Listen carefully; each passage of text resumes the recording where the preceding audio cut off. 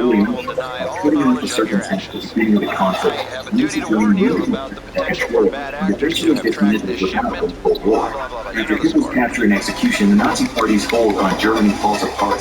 Others try to take Hitler's place, but it's too late. There's been a shift in power, and now outside forces are influencing the restructuring of the German government. Pro-democracy candidates are put into office, and Germany starts to look much more like France and Britain than its former dictatorship. This would have been the ideal outcome if Adolf Hitler was captured during World War II. The earlier he was put behind bars and tried for his crimes, the less damage he could do to Europe and the rest of the world. There may have been repercussions to his capture if the rest of the Nazi Party was not dealt with at the same time as the Fuhrer, but if Hitler had been stopped in 1939, millions of lives could have been saved. That being said, there's no telling what would have happened if the Nazis had been stopped early on. Perhaps the Soviet Union would have amassed a huge army and invaded Europe, or maybe an even worse dictator would have arisen in another country. The only thing we can be sure of is that if Adolf Hitler had been captured, he would have been put on trial and most likely executed. It's 2 a.m. on May 19, 1941. Under the cover of darkness, the mighty battleship Bismarck slips free of her moorings and heads out to sea. The ship is impressive, largest in the entire German fleet, with a displacement of over 50,000 tons, packing 64 guns, with a fully thick armor protecting her from enemy fire. She's heading for the Danish Straits, where she'll be joined by the heavy cruiser Prince Eugen and her 3 destroyer escorts. Overhead, the fearsome Luftwaffe provides air cover, watching over the convoy of ships until they're out of range. Their mission is to slip past British defenses and make for open water in the Atlantic, where they will raid Allied shipping and cripple Britain's ability to continue its war effort. A few days later, though, the German convoy encounters the Swedish cruiser Gotland. Sweden is a neutral nation, and thus the Germans aren't concerned about being attacked by Swedish coastal defenses. But unbeknownst to the Germans, the captain of the Swedish ship radios a report back to Navy headquarters, which is passed along to the British naval attaché to Sweden by Swedish officers with sympathies to England. Royal Navy Captain Henry Denham immediately transmits the information to the British Admiralty, who reviews the report by Allied codebreakers that a raid on the Atlantic was imminent, and realized this is the flotilla en route to wreak hell on British shipping. A pair of submarine Spitfires are quickly ordered to the Norwegian coast to search for the German ships. They must be found immediately, and the ships of convoy, to include the mighty Bismarck, must be sunk at all costs. The very fate of Britain hangs in the balance. The now legendary Bismarck had her keel laid on the 1st of July 1936 in Hamburg, Germany. She was to be a replacement for the old pre-dreadnought SMS Hanover and a counter to the French Richelieu class of battleships. Though on paper she was within the 35,000-ton limit imposed by international treaty that governed battleship construction in the period between World War I and World War II, in reality she far exceeded those limits. Though by the time she was completed, the treaty system had fallen apart. Japan's withdrawal was not enforced. She becomes displaced over 50,000 tons and measured 823 feet, immediately becoming the largest battleship in Europe until the commissioning of the HMS Vanguard by Britain after the end of the war. Her complement included 1,962 enlisted men, overseen by 103 officers, and she could carry 4 auto boatplanes for scouting and spotting fire. She had a cruising range of 8,870 nautical miles, and could move along at 19 knots, putting much of the Atlantic at risk for the Allies. One of the most formidable ships ever built at the time, the Bismarck sported 8 15-inch guns, arranged in 4 twin-gun turrets, with 2 stationed forward and 2 aft. Her secondary armament was made up of 12 5.9-inch guns, 16 4.1-inch guns, and 16 1.5-inch guns, and 12 anti-aircraft guns. Her sides were protected by a belt of armor 8 foot thick, and her upper and main decks were armored with 2 inches and 3.9 to 4.7 inches of armor plating, respectively. Not only could the Bismarck fish out one hell of a pounder, she could take it in return and keep on firing. On the 5th of May, 1941, the Bismarck is ordered on a mission to raid Atlantic shipping. German U-boats had been very successful to date, but the British had begun moving their merchant ships in large convoy fleets protected by destroyers and small aircraft carriers.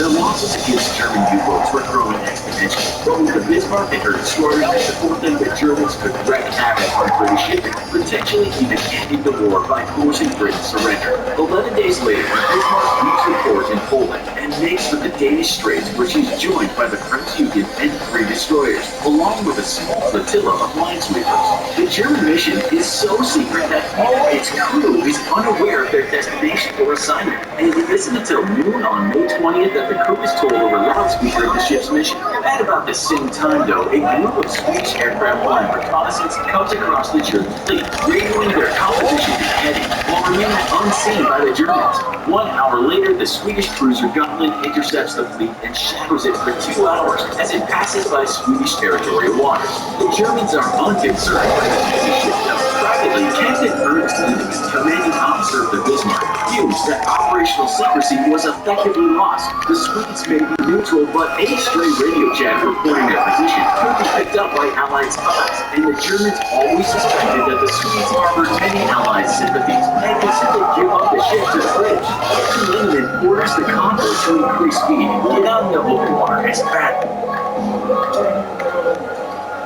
Odometry is the easiest way to sort of prototypes in production. Yes, exactly. Get Christy bookmarks at Zometry.eu and save your time. As fast as possible, the quicker they reach the Atlantic, the safer they will be. Back at the British Embassy in Sweden, Captain Henry Denham receives an urgent report by a Swedish officer with sympathies to the Allies, exactly as feared by the Germans. Though the Bismarck is not named in the report, what is clear is that a large German force is making trouble in the water, and there can only be 2 conclusions. The Germans are preparing for a cross-channel invasion of England, or they're moving forces out to the Atlantic in order to cut Britain off from America and to pile more supplies the U.S. is providing. Either possibility spells disaster, and Captain Denham immediately contacts the British Admiralty with this information. Back in England, an intelligence officer confirms that his code breakers at Bletchley Park and decrypted reports that the Bismarck and Prinz Eugen had taken on prize crews of sailors meant to take over damaged enemy ships, and sailed it back to friendly waters for repairs, and that their captains had requested additional navigational charts. This could only mean one thing. The long-awaited German push into the Atlantic was finally coming, and leading the offensive was the most feared battleship in Europe. A pair of submarine Spitfires were immediately ordered into the air to search for the German flotilla off the coast of Norway, while at the same time the Germans launched their own aerial reconnaissance mission over the British naval base at Scapa Flow. The Germans discovered that 1 aircraft carrier, 3 battleships, and 4 cruisers are still anchored at Scapa Flow, which confirms their belief that the British are unaware of the Bismarck and her battle group's mission. That night, the Bismarck reaches the Norwegian coast, where her minesweepers, 2 raiders, and their destroyer escorts break off and continue north without her. The next morning, the Prinz Eugen intercepts radio broadcasts ordering British recon aircraft to search for 2 battleships and 3 destroyers northbound off the Norwegian coast. And at 0700 hours, the Germans spot 4 unidentified aircraft believed to be British planes, which immediately depart the area. Shortly after noon, the German destroyers, minesweepers, and raiders reach Bergen and anchor at Grimstafjord.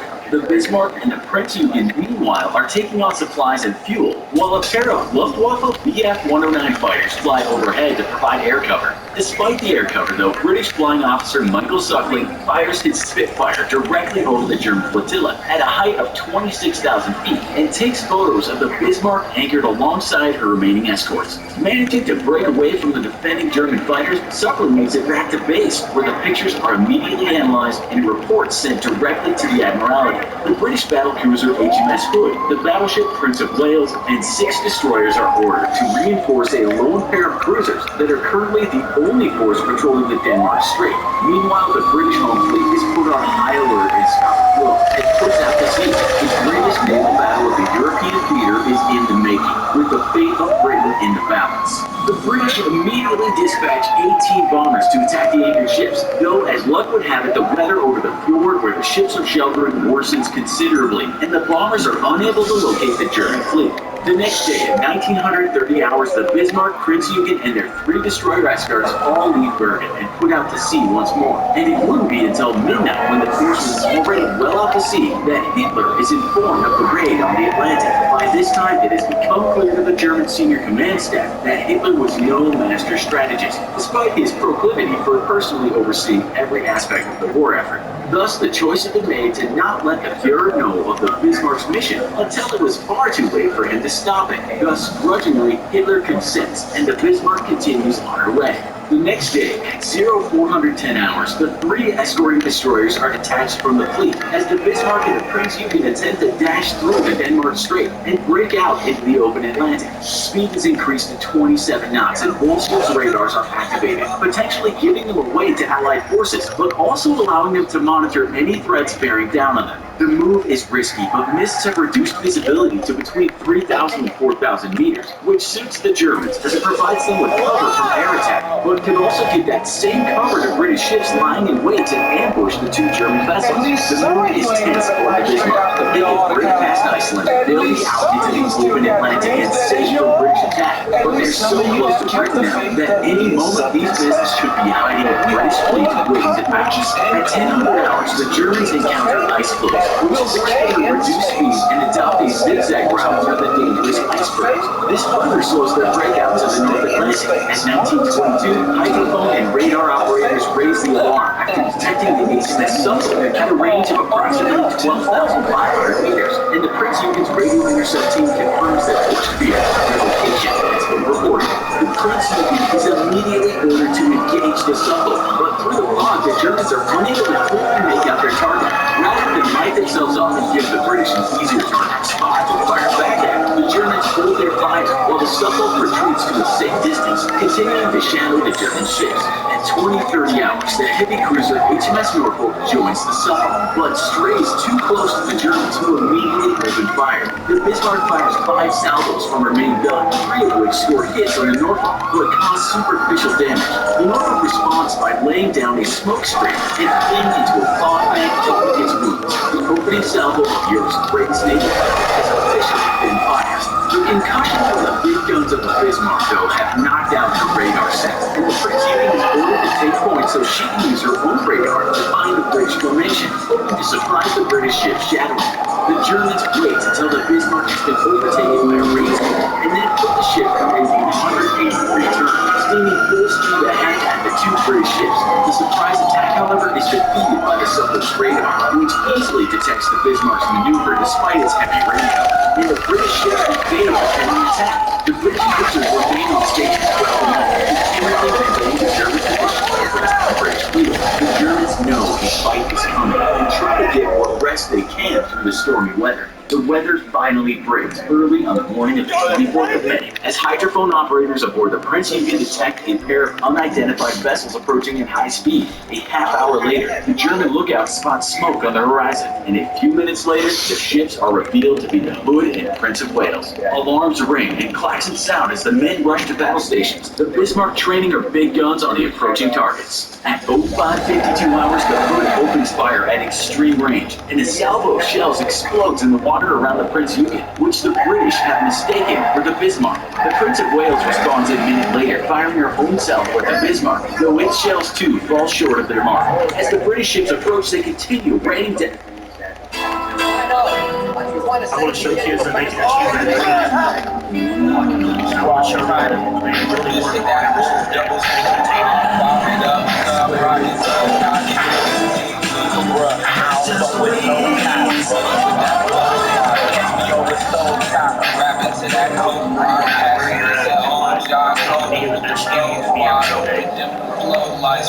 like it's nothing, cause it's all that stuff, bro. We know.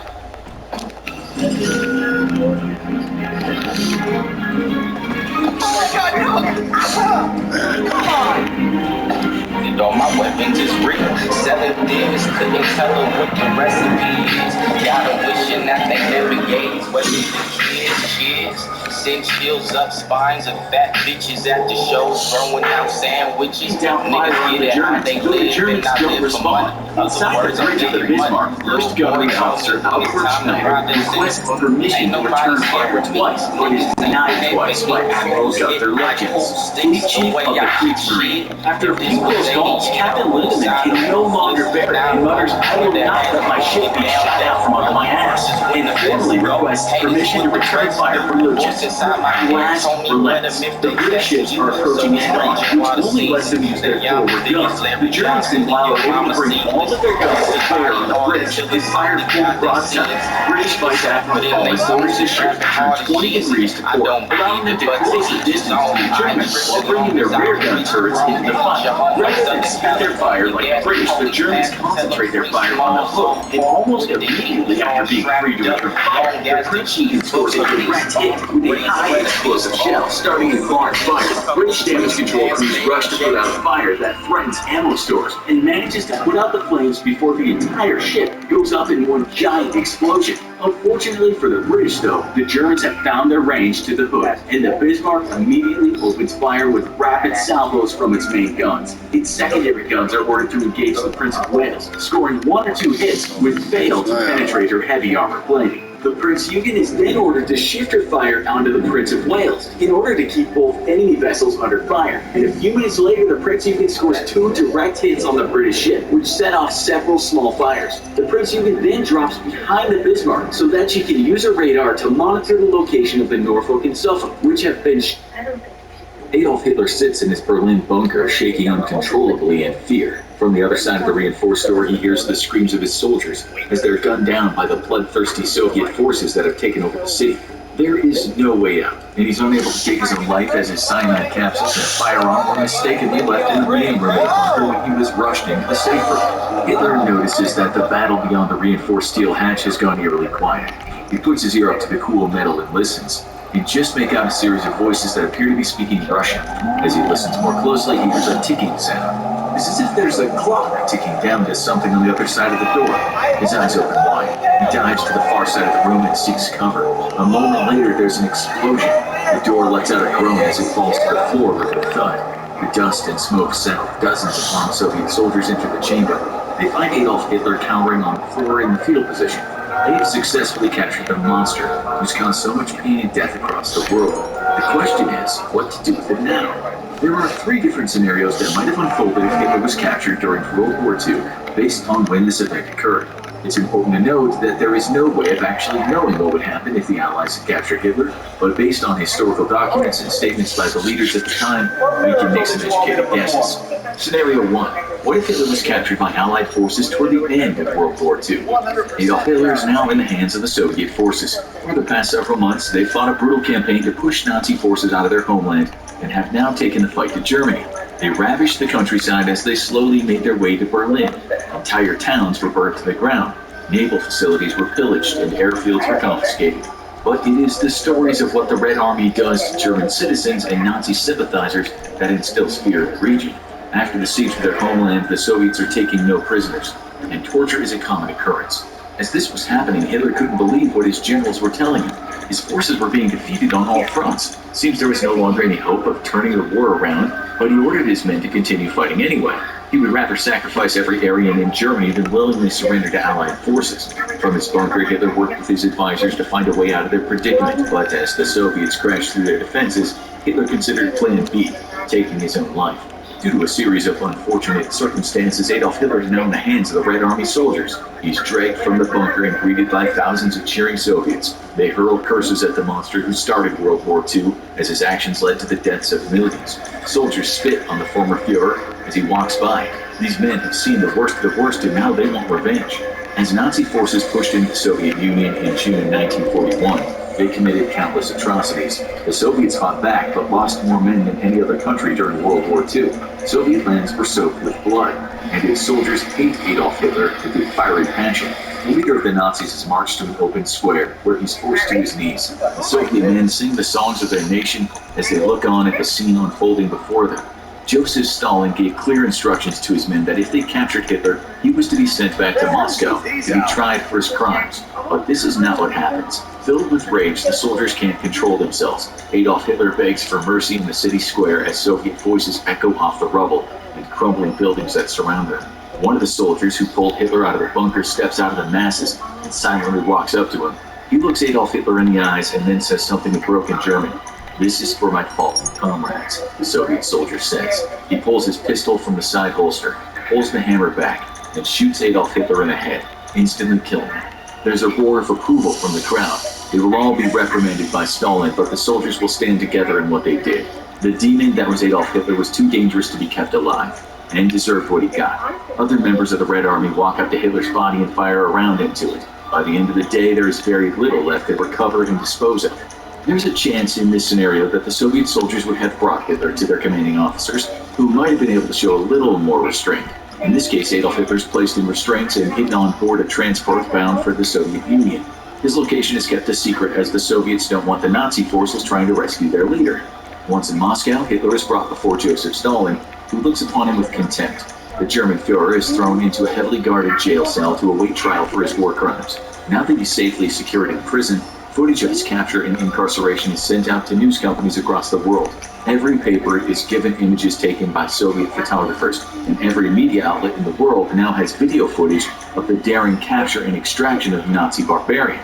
These films are broadcast worldwide, so everyone on the planet can watch the capture of Adolf Hitler.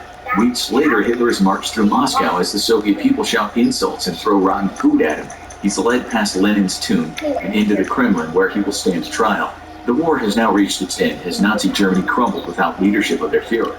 Once he was captured, other Nazi leaders began to surrender, as it was now clear the war had been lost. There are still groups of Nazi youth and soldiers fighting in more remote areas, but between the Allied forces pushing across Europe on the Western Front and the Soviets controlling much of the eastern portion of the continent, the war in Europe is all but over. Allied leaders meet during this time to decide exactly what to do with Adolf Hitler. It's decided that he must stand trial, but his fate has already been sealed. The trial lasts for months as witness after witness is called to the stand to testify against the Nazi war criminal. He's held personally responsible for the mass genocide of the Jewish people, along with countless other crimes against humanity. At the conclusion of the trial, Hitler is found guilty. He's placed in chains and led to the Red Square, where millions of people watch him walk up the gallows. Hitler ascends the steps to the noose that slowly sways back and forth in the frigid Russian air. The rope is placed around his neck. Stalin says a few words and the trapdoor is released. Hitler struggles against the tightened rope, but it doesn't last very long. After a couple minutes, his body stops twitching and the war criminal's lifeless corpse sways from side to side. As the Russian people cheer so loudly, their voices can be heard from miles away. Before we explore this next scenario, which is much more terrifying, we want to examine one other alternate scenario that might have played out if Hitler was captured at the end of World War II. This is not for the faint of heart, as it may give you nightmares. Hitler is captured by the Soviets and stands trial in Moscow. This is unfortunately giving him a chance to defend himself and a platform to spread his venomous hate of the Jewish people. As he explains what he did and why he did it, he appeals to some of the Russian people. He uses the trial not to try to defend what he did, but to justify it. Many don't give his words any credence, however his rhetoric speaks to a small number of Russian nationalists. In fact, even though Adolf Hitler is the reason so many of their fellow countrymen died, they now need someone new to blame for the state of their nation and to fight against. These extremists listen to Hitler's message and become even more radicalized. They band together with the Russian Liberation Army and start a larger Nazi movement in the Soviet Union. Allied leaders were always afraid that giving Hitler a platform to speak and defend himself was a mistake, but they never thought it could go this far. Uprisings began forming across the Soviet Union. The country falls into chaos. In the turmoil that's unfolding, Adolf Hitler is broken out of prison by extremists. He's smuggled out of the country and joins other Nazi war criminals who escaped Allied forces and now reside in South America. A new Nazi nation is secretly being built on the continent. With their leader freed from capture, the Nazis begin building a new army in the heart of South America. Hitler's time in captivity has only made him crazier and more bloodthirsty. He writes a sequel to Mein Kampf about his time in a Soviet prison. From it comes a new agenda. Adolf Hitler no longer wants to wage a racial war in just Europe, but across the entire world. He will crush every democratic and communist country on the planet. No one will be spared except for his Nazi brethren. Adolf Hitler calls on all of his old and new allies to join him in South America. From there, he launches a savage campaign into North America, and World War III begins. This is an extreme scenario, but one that might have come out of a very real fear that many Allied leaders had.